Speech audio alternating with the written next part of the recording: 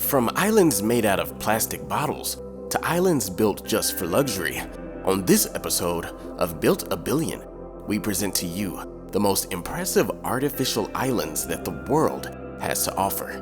And stay till the end to see the most impressive man-made island of them all. If you love to hear about all the mega projects of the world, please subscribe to the channel and help us reach our goal of 1,000 subscribers. It'll really help the channel out. Fushi, the first artificial island on our list, is trash.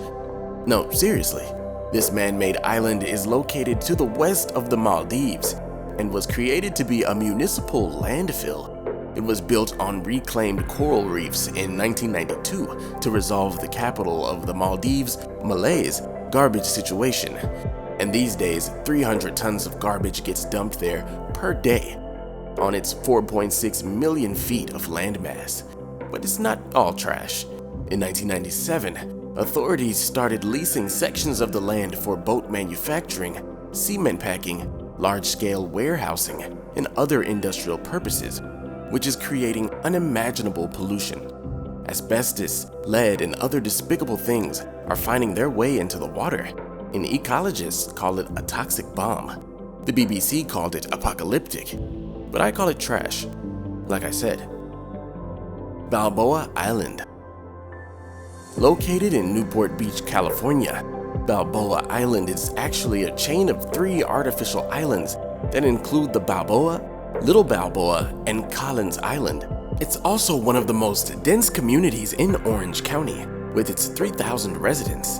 Balboa Island has a thriving community with restaurants, craft shops, a post office, and bakeries, and is connected to the mainland by a bridge and several ferries. The land was once a mudflat surrounded by swampland, but then 2 brothers purchased the land that became Newport Harbor in the 1860s, a successful shipping wharf. But sandbars and an unforgiving bay entrance would force the brothers to construct a pier that would later become the Balboa Island Peninsula. They eventually sold their property to William Stepp, W.S. Collins, and C.A. Hansen. They built a dredge and started piling sand and silt on a mudflat, and voila, Balboa Island was born. After a bumpy start with its infrastructure, the island is now one of Newport Harbor's most desirable places to call home. Camphor's Dam Island. This island is in the shape of a giant S and is used for a breeding ground for flamingos. I bet you didn't have that in your bingo card for this video. This island lies on the Camphor's Dam Lake in Kimberley, South Africa, and was constructed using 26,000 tons of material, and it was designed with 1,000 artificial nest turrets, making sure the dam harbored lots of blue-green algae and diatoms, which flamingos love to eat. The island and its surrounding area is a conservation zone, but pollution and the development of nearby land has become an issue for conservationists. The Pearl Qatar.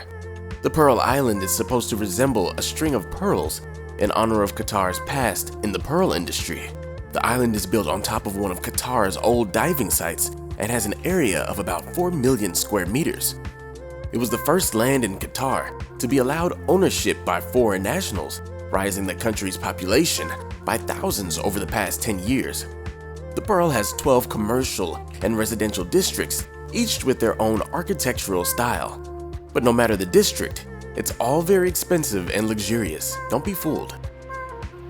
Uros Islands.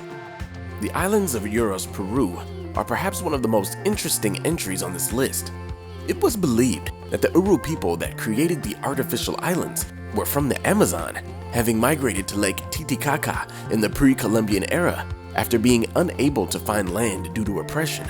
So they bundled the reeds at the bank of the lake and built their own floating island community. This not only provided a home, but protection from their aggressive neighbors, which is why some of the islands have watchtowers. The average island size is 50 by 50 feet, with the largest being the size of a football field. Recently, the Uros Islands have become a big tourist attraction in Peru, so the locals don't have to count solely on fishing and hunting to survive. They found plenty of customers for handicrafts. Spiral Island. There's a British artist named Richard Bracioa who's taken recycling to a whole new level. Spiral Island in Mexico was man-made, literally by one man, using more than 250,000 plastic bottles. The project started in 1998 off the Caribbean coast of Mexico. The plastic bottles were held together in large nets that acted as floating devices for a plywood and bamboo structure that supported a 2-story house with a soft composting toilet and solar oven. Spiral Island was destroyed by a hurricane in 2005, so we built another one called Joy-Z Island, and this one had a solar-powered waterfall and a wave-powered washing machine. At one point, it was open for tours, but it no longer sits in the lagoon. Palm Islands. The Palm Islands of Dubai were constructed in the shape of a palm tree. Built using sand reclamation, the Palm Islands are an archipelago off the coast of Dubai that consists of 3 sets of man-made islands, and despite several construction hiccups, these islands have become a popular tourist spot. Palm Jumeirah has hotels and residences. Palm Jebel has a similar palm tree theme, but financial crisis has put this and the Daira Island project on hold. The latter has created problems for wildlife and has resulted in coastal erosion, which has of course sparked outrage from environmentalists. Pepperholm. Pepperholm is one of the strangest sights you'll ever see. It appears to be the ending site for a bridge that starts in Denmark. The bridge just seems to stop randomly, but really, the artificial island holds the entrance to a tunnel, which goes on to Malmö in Sweden. A bridge that went the entire way from Copenhagen to Sweden would have been impractical, to say the least, and ships can now pass without worrying about crashing into a new bridge. The island itself is a biological experiment, protected by very strict laws. Biologists can only visit the island once per year. The goal for the experiment was for nature to take over the Pepperholm with no human involvement, and it seems to have worked.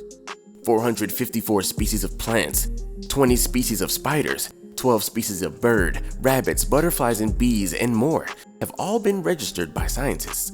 It's a good picture of the variety of life the planet could hold if humans didn't pollute and destroy so indiscriminately. What do you think about these artificial islands? Were they necessary construction or just a waste of time? Let me know in the comments below. Click the pinned comment to visit the Built-A-Billion store to purchase a t-shirt, hoodie, or mug. We really appreciate your support. If you haven't already, please subscribe to the channel, leave a like, and help us get to our goal of 1,000 subscribers. I have plenty more content for you to binge watch, so click that video on the screen to watch something you haven't seen, and thanks for visiting Built-A-Billion.